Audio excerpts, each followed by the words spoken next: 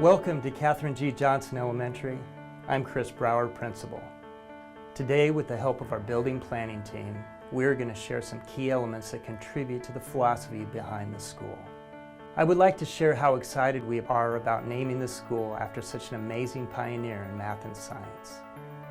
As a planning team, we began our journey reading the former NASA mathematician Katherine Johnson's autobiography, Reaching for the Moon. From our book study, we were intentional in incorporating various elements of Katherine Johnson's life and impact on our world into the school she was named for. From our school colors to our mascot, the Voyagers, to an instructional exploration around STEAM and project-based learning, we hope to capture the spirit of Katherine Johnson's life into the vision of the school.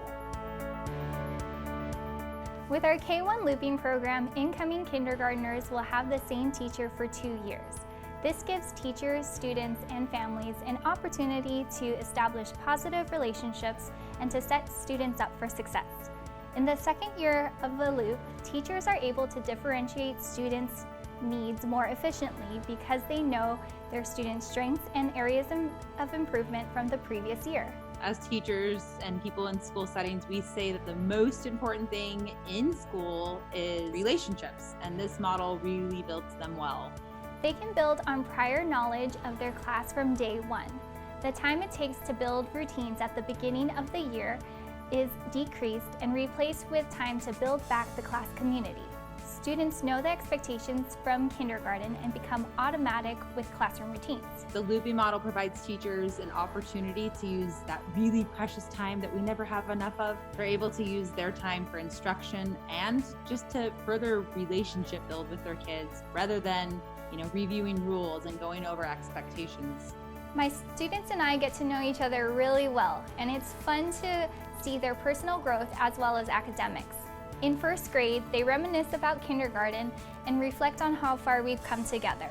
Young kids, especially in this age, kindergarten and first grade, they often take a lot of time to warm up to new adults or new people, especially if this is their first time in any type of school setting.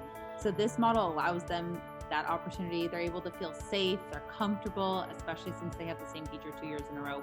Over time, they become aware of each other's individuality and learn to speak to certain personalities.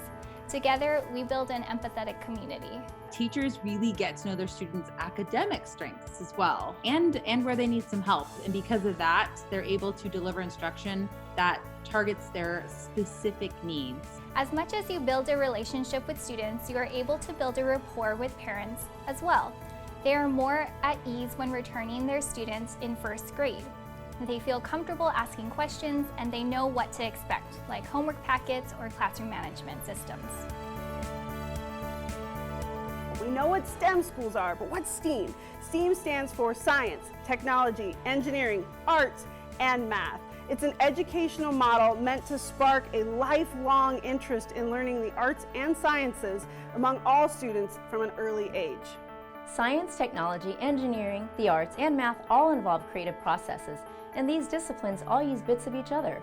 For example, engineers have to know how to use the technology for their field, and engineering often requires artistic renderings of models, which also use math and require scientific inquiry to test their viability. In traditional models of teaching, each subject tends to get its own time during the day. Math is taught during math time, reading during math, science during science, specialists during specialists, etc.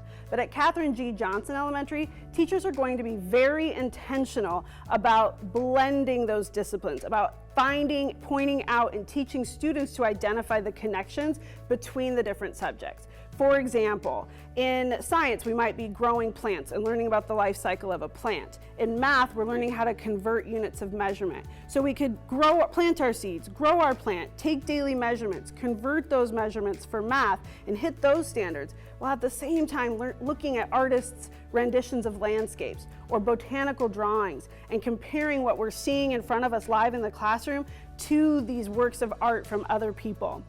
When kids get to take learning from different subjects and blend them together, that's where the magic of STEAM happens, and they're better able to apply their knowledge to their real life and to future careers. STEAM teachers model making the connections between subject, standards, so students can see that no subject stands alone. To solve real-world problems, we have to see how each of these contents interact with the others to capitalize on creative solutions. STEAM will empower teachers at Katherine G. Johnson to collaborate among the subjects, between grade levels and departments, to plan and design project-based learning for all students. Teachers who join us will be trained in what it means to be a STEAM teacher, plus we'll have an incredible STEAM lab. Teachers will have support in planning for and teaching STEAM standards and skills to every student who will get to take STEAM-focused classes through targeted specialists at Katherine G. Johnson. We know that many of our young students will one day hold jobs that don't even exist yet. They're the molders and shapers of the 21st century. We want them to learn at Katherine G. Johnson how to collaborate well with others, how to communicate their questions, how to inquire, investigate, and solve problems, and to teach each other that any problem can be solved creatively in a variety of diverse and wonderful ways. At Katherine G. Johnson, we want all of our students to have equitable access to the arts and sciences, knowing the career paths it will open up for our children's futures.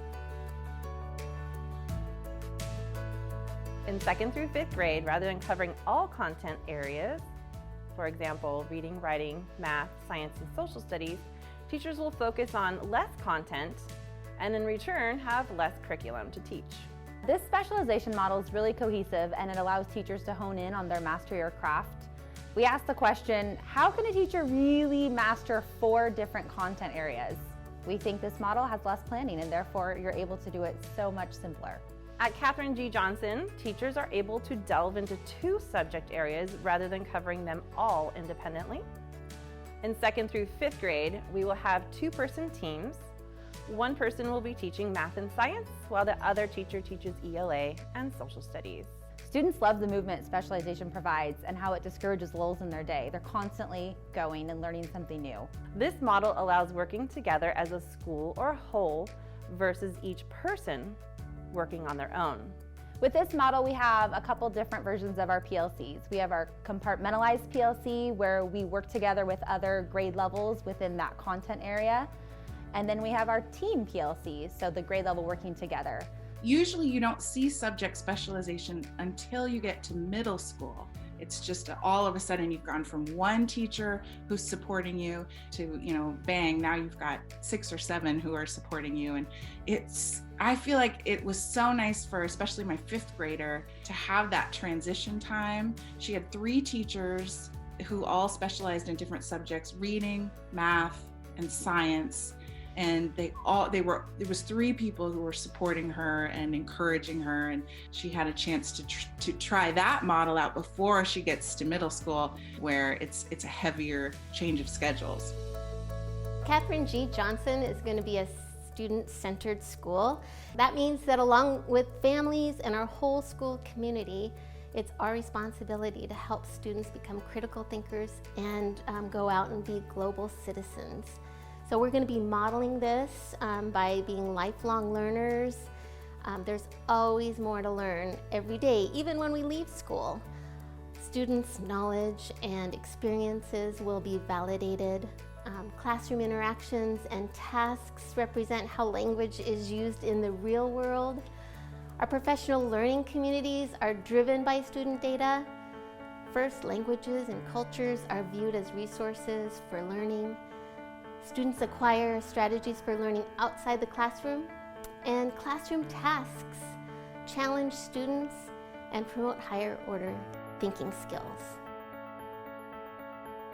At Katherine G. Johnson Elementary, we have chosen to deal with discipline through a program called Restorative Justice Practices. Think about what we do for a child when they don't know how to do something. So if they don't know how to read or tie their shoes or climb a ladder, we teach them.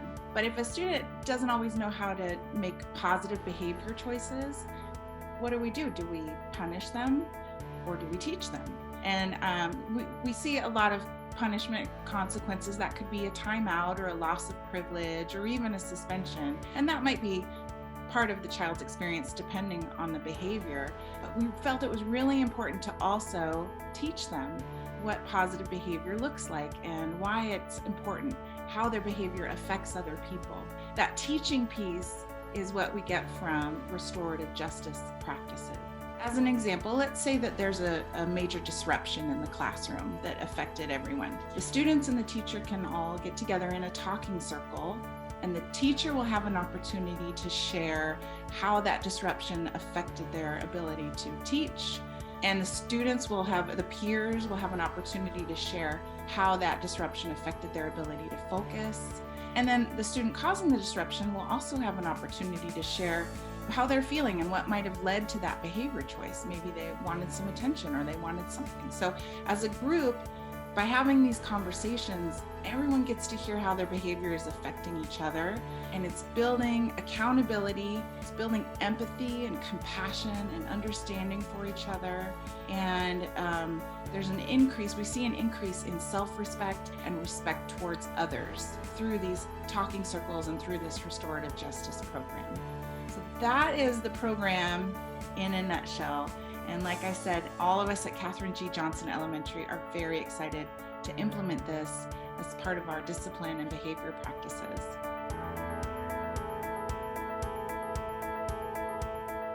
In closing, I want to thank our superintendent, Tom Siegel, and the board of directors for their tireless commitment to the students and families of the Bethel School District. Without your vision and determination, this would not be possible. I equally want to recognize the Bethel community, whose support of the bond enabled the building of a school that is greatly needed. Thank you for your time. Go Voyagers.